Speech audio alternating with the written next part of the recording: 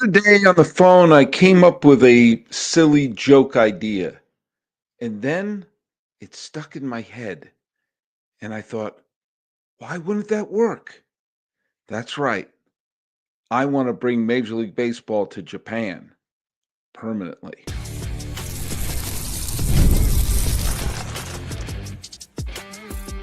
You are Locked On MLB, your daily MLB podcast, part of the Locked On Podcast Network, your team every day. Hello, baseball fans, and welcome to Locked On MLB, part of the Locked On Podcast Network, where it's your team every day.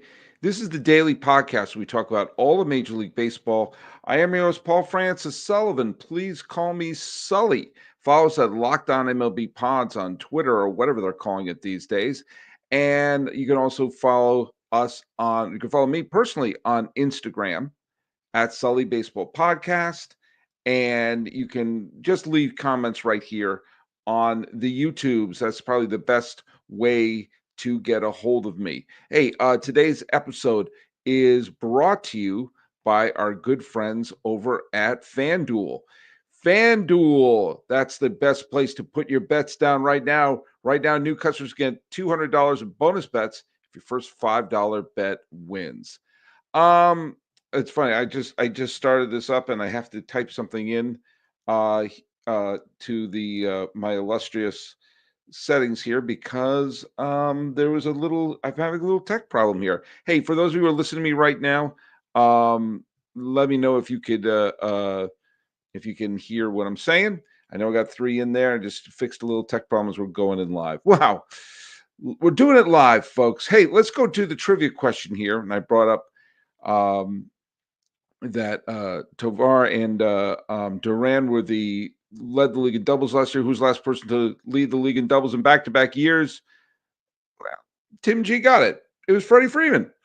Freddie Freeman did in back-to-back years. It's funny. I thought the answer was going to be Garrett Anderson, who led the league in doubles in back-to-back years. And he's the last one in the American League to do it. But I looked up, and yes, indeed, it was Freddie Freeman. So that was the trivia question. By the way, big shout out to Useless Trucker, who is an everyday Sully listener. If you do listen to the show every day and you post a comment somewhere, put that hashtag everyday Sully because it helps us keep track of who's listening to and when they're listening to and why they're listening.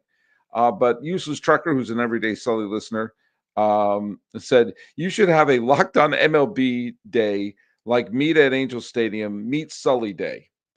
Well, Useless Trucker, that is my goal. That is my goal, to have this podcast be so gigantic, so titanic that I could have a meet and greet. But not quite there yet.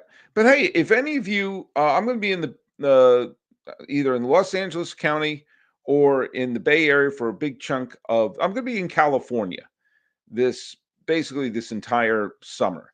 And if any of you are on the West Coast and any of you want to say hello or let me know where you are. If you're at a ball game, I'll always post when I'm at a ball game, and I'd love to say hello to you. I've met some fans of the podcast when I was at the final game at the Oakland Coliseum, and I've done a couple of things when I've been at stadiums, and they say, hey, I listen to the show. Always let me know. I'll post on I'll do it. I'll post on Instagram at Sully Baseball Podcast when I'm at a ballpark. If you happen to be there, swing on by, or maybe I'll do it here on the YouTube channel. I don't know. I'm making this up as I go along. Before I get to my silly idea, I'm just going through some things in baseball because we've just a few more days until opening day, and I'm working on the in memoriam video, and it's coming together. It's coming together really nicely right now. It needs a little tightening up, but my goal is to drop it on Wednesday. Couple of notes in baseball. Manuel Margot signed with the Tigers to fill in a spot there, and Ian Anderson was involved in a trade.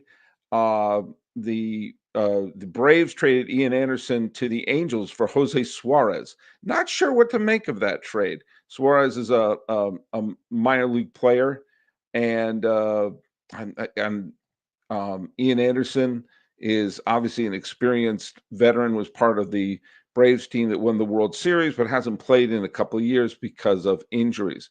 But here's the big news that I'm pleased about. The Red Sox are going to break camp with Christian Campbell, one of their big stud stars coming up through their farm system.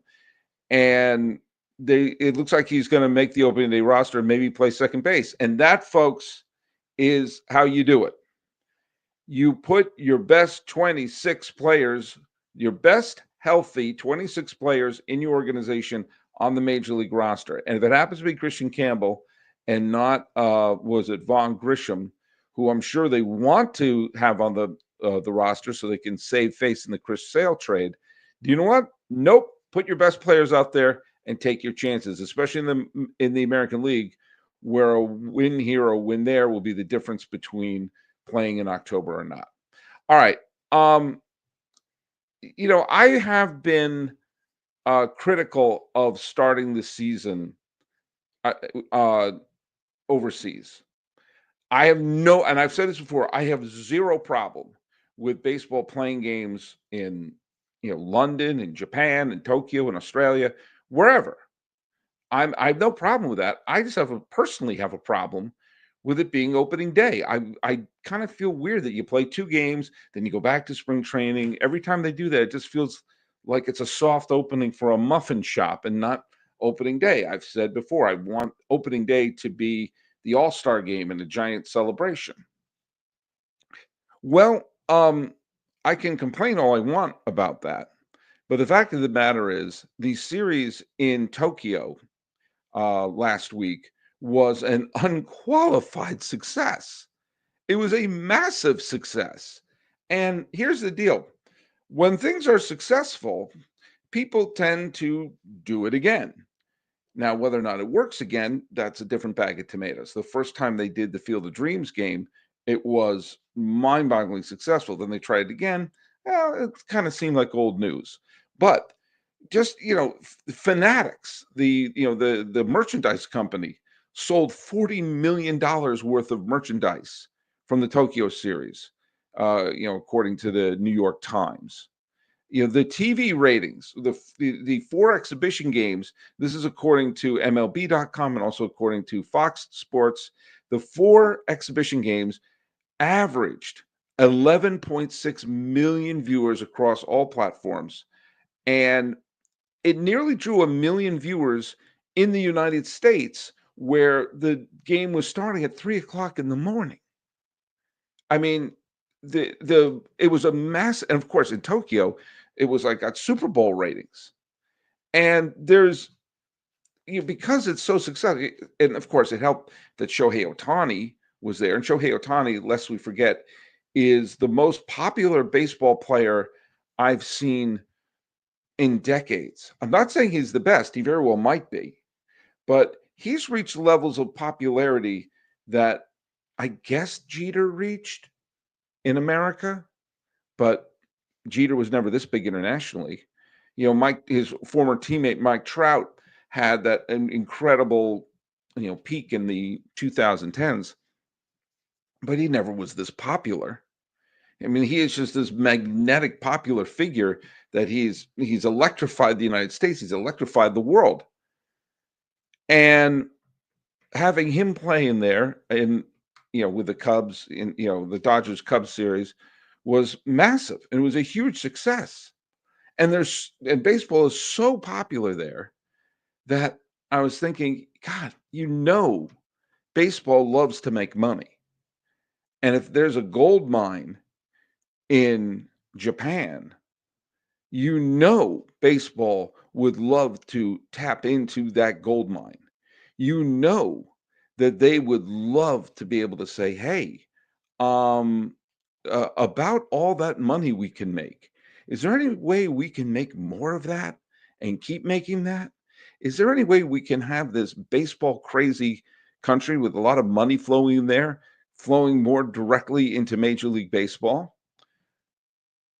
Well, what are you going to do? Expand into Japan? And the travel, would be kind of prohibitive. You can't just put one team in Japan. And I started thinking about it. At one point, the travel across country in the United States was borderline prohibitive. And then in the 1950s, you start to see that you could have planes fly across the country without, stopping in Omaha. And there was a clamoring to put a team in California. And the Senators tried to be that team. The Washington Senators tried to be that team, but the Dodgers beat them to the punch. But the only way the Dodgers could move to Los Angeles would be if there was a second team in California, which is why the Giants, who wanted to move to Minnesota, moved to San Francisco. So a trip out west wouldn't be cost prohibitive. So if you're going to have a Major League Baseball team in Japan, you would have to have two to make it, not insane to just fly to Japan to play one series and fly back. You'd have to have at least two. But then in order for that to happen, you'd have to have two franchises in absolute flux. You'd have to have two franchises who are in a situation where, I don't know, their ownership is in peril. They don't have a place to play. And wait a second. Do we have that? Let's talk to our friends over at Just Ingredients. When it comes to fueling your body, quality matters. And that's why Just Ingredients, right here, this is my bag right there. I got my Just Ingredients bag. Guess what flavor it is? Guess. Did you guess chocolate? Then you're watching the video. Just Ingredients is changing the game with clean, high-quality products designed to support better health and peak performance. Just Ingredients offers NSF-certified line of protein powder, electrolytes, pre-workout, and creatine, all rigorously tested to ensure they're free from substances banned by major athletic organizations. Just Ingredients has also partnered with two-time MVP and maybe future Hall of Famer Bryce Harper, who I think is going to be playing in the World Series this year, but don't tell my Dodger fan friends that. He trusts the NSF certified sports line to fuel his training and recovery. Look at it. They just love that Just Ingredients prioritize wholesome, nourishing ingredients without the artificial junk. And whether you're recovering from a workout or you need an energy boost, their grass-fed whey protein pre-workout, they deliver real results. Visit justingredients.us and use code LOCKEDONMLB for 20% off. And for more wellness tips, follow at just.ingredients on Instagram. And when you take care of your body, also remember to take care of your money. And that's when we're going to bring up Monarch Money. You ever check in your bank account and say, hey, where'd all my money go? I've been making that sweet, sweet Just Ingredients money as a sponsor. Now, between dining out, online shopping, and entertainment, it's easy to lose track, but that's where Monarch Money comes in. It's your personal CFO, giving you full visibility and control over your finances. Monarch Money isn't just a budgeting app, it's a complete financial command center. You can track all of your accounts, investments, and spending in one place. So you stop just managing your money and you start building wealth. Maybe you can buy the A's. Surprising insights. When I started using Monarch, I realized how much spending was on food delivery and, streaming services. I budget smarter and I save more and I'm manage more with my partner. It's smoother than ever. You can share and track personal accounts, set goals, and stay on the same page without the stress. Take control of your finances with Monarch Money. Use code LOCKEDONMLB at monarchmoney.com for 50% off your first year. That's monarchmoney.com, code LOCKEDONMLB for half off your first year. All right. I was talking to Jeff Carr of Locked On Reds. Follow his show. And I was joking about that, saying, man, it was so successful. Why don't you just have the Rays and the A's move there? And that little throwaway line has been living rent-free in my head. Why not move the Rays and the A's there? I'm sure there's huge logistical reasons, not the least of which is the Japanese leagues may not be too into it, unless, of course, they make lots of money.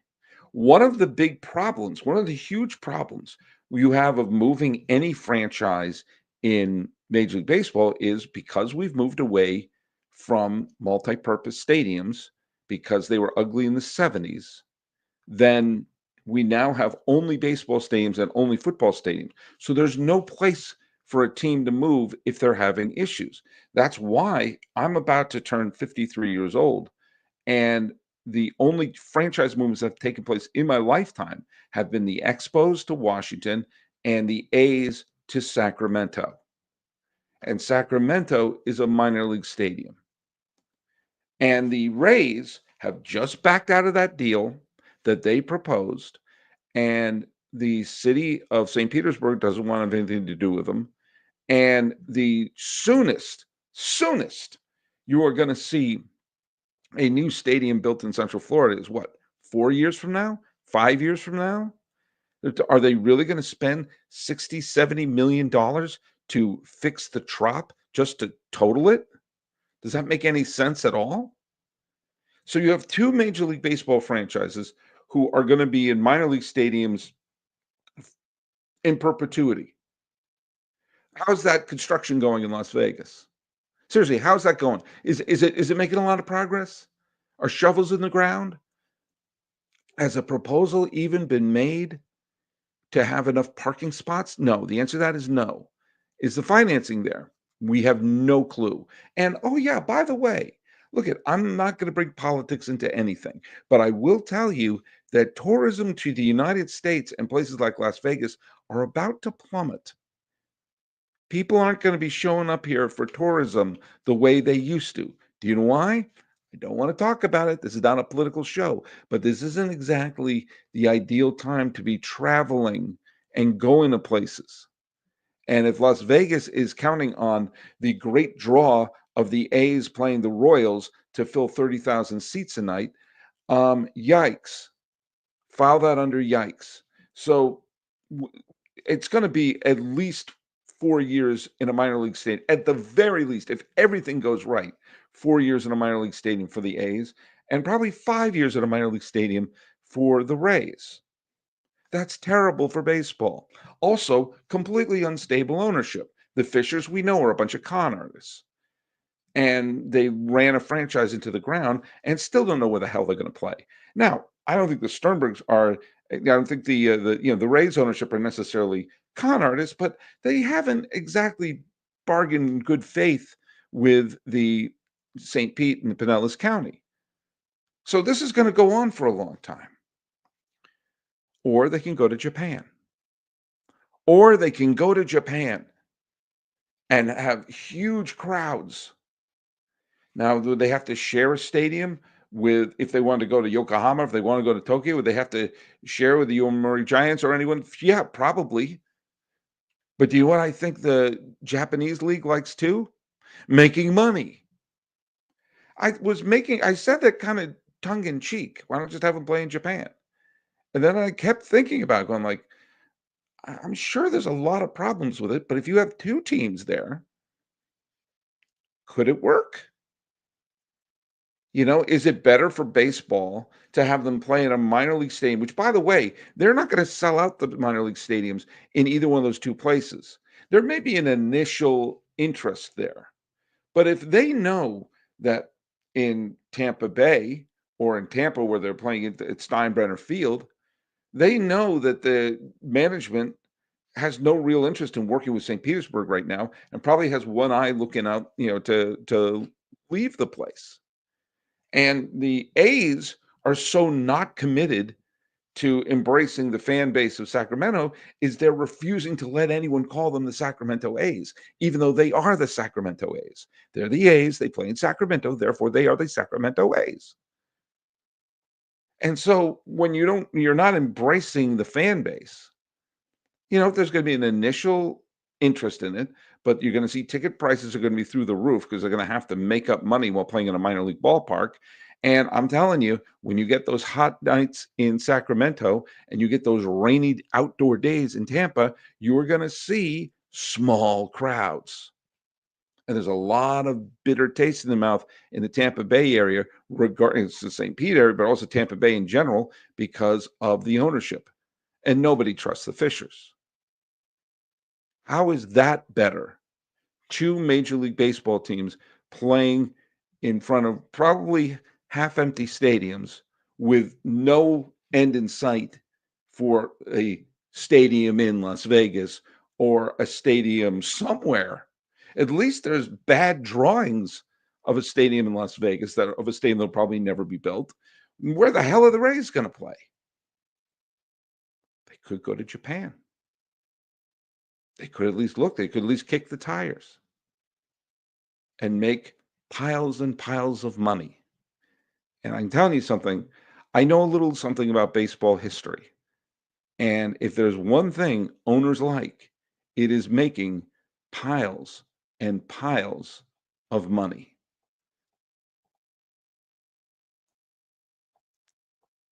Hey, let's hear from our good friends over at FanDuel. March Madness is here, and FanDuel is giving you a chance to get on the action like never before.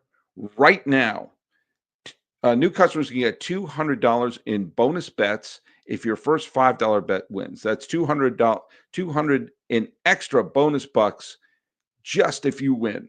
And if you're betting on the Cinderella stories, if you're looking about who's cutting down the nets, that's where you are going to be coming in big time with FanDuel. Now, let's take a look at what happened today in the NCAA tournament. Now, I believe Kentucky moved on, and that's probably a big positive thing if you're there. I know that Ole Miss, not Old Miss Sully, Ole Miss upset Iowa State, and Alabama is moving on. So the Sweet 16 is going to be coming up this week, and you're going to see some traditional matchups like Duke and Arizona, and you're going to be seeing some, and Kentucky and Tennessee. But then you're going to be seeing some interesting matchups like BYU and Alabama.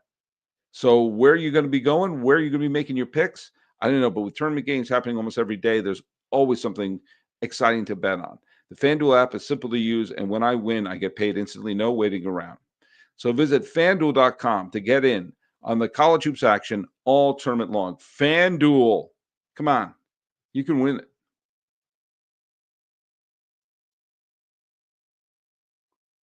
All right, I'm sure some people, I'm sure there are many, many things wrong with what I just proposed. And I'm sure some people are going to call me an idiot, but that happens anyway. But you're sitting here thinking, wait a minute, there's a gold mine to be made. It'll only work with two franchises. And I honestly don't see an end in sight for the A's mess and the Rays mess right now. And I wish there was. Look, I want the Rays to be successful, and I thought the building a stadium on the spot of the Tropicana, the old Tropicana field, was stupid because the location, at least what I've been told for literally decades, was the location was what was holding them down. And of course, I've said over and over again, this is nothing against the good people of Las Vegas. I just don't think it's a very good baseball market. It's not a good market for MLB. I think there are better markets. But stupidly, they're building a new stadium for the Tennessee Titans in football, and they're not making it a multi-purpose stadium. If they made it a multi-purpose stadium, that stadium would be open like a year or two, and then if you wanted to move a team there, I don't want any team to move, but I'd rather have a team move to a new stadium than play in a minor league ballpark in perpetuity. And there's lots of money to be made, piles of money to be made. Will it work? I don't know. Let me know your thoughts. I really just did it initially as a tongue-in-cheek thing, and now I keep thinking about it. Am I crazy? Possibly. But do you know what? Crazy things have happened. Hey, let's do our latest in the edition of players you probably never heard of. Katsuya Nomura. Now, I hope I'm pronouncing that correctly, and I listened to a video, so that's how they pronounce it. Katsuya Nomura. Now, for years and years, there was this myth that players in Japan would never be able to make it in the United States. And that was basically just, I'm not talking, this is not like talk about Jim Crow era here. I'm talking about into the 90s, into the 2000s, that was the mindset. That if you were a regular, everyday player in Japan, there's no way you'd be able to cut it in America. And for years and years, the Japanese league sort of existed like this separate brigadoon, far away, where players play and they're huge success, and washed up major leaguers would go up there to get, one last couple of $1 million contract before hanging it up. And you heard about like the Sadaoro O hitting, more home runs than Henry Aaron, but everyone kind of took it with a grain of salt. And then we found out, starting really this century, when Ichiro came over and people were skeptical about Ichiro, saying, yeah, he's never going to make it. He's not going to make it. Yeah, he did. He's in the Hall of Fame. And other players started coming over, and some of them had great success, especially, Hideki Matsui, who became a World Series hero for the Yankees and a beloved member of that Yankee team. And oh, yeah, there's a player for the Dodgers now who seemed to be able to make it. And with that in mind, and also keep in mind when Bobby Valentine went to Japan to manage, he kept saying, hey, you don't understand. The players here are good. They're as good as anyone I'm seeing in the major leagues. And people poo-pooed that, saying, oh, put your fake mustache on, Bobby. But now that we're seeing that if you're a good player in Japan, you're probably going to be a good player here. If you're a good pitcher there, it probably translates. Now, there are players who have flopped, but guess what? Their first-round draft picks have flopped. There are highly touted prospects who have flopped.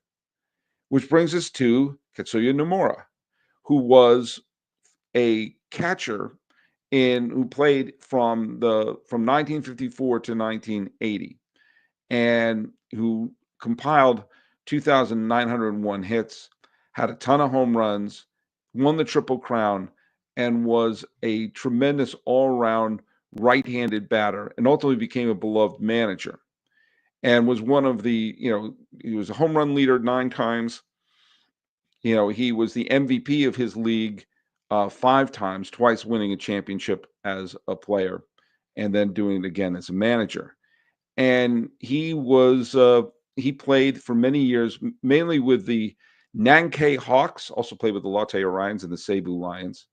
But he was a beloved player and not quite as famous worldwide as Sadaoro O, but was a member of the Japanese Hall of Fame and was one of the top catchers and offensive catchers in the league. And I can't help but wonder, when you take a look at from, in the 60s and 70s, how many teams could use a good hitting catcher?